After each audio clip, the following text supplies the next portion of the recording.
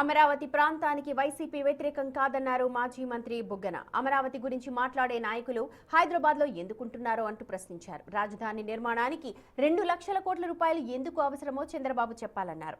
TDP Janasena ఆఫీసులు అమరావతిలో ఎందుకు నిర్మించలేదో చెప్పాలంటూ డిమాండ్ చేస్తూ ఉన్నారు బుగ్గన. ఈ రోజు ప్లాన్ బి ఏమంటున్నారు జగన్మోహన్ రెడ్డి గారు? మచిలీపట్నము, విజయవాడ, గుంటూరు 3 కలిస్తే పెద్ద నగరం అవుతుంది కదా, ఏదో సింపుల్ కట్టండి, మన పని జరిగేటట్లు అని అంటున్నారు.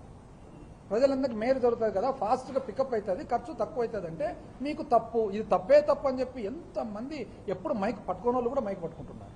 బాగుంది. మాకు ఒక సందేహం ఏమంటే తప్పు కదా, మళ్ళీ తప్పైనప్పుడు టీడీపీ ఆఫీస్ ఎక్కడ కట్టినారండి?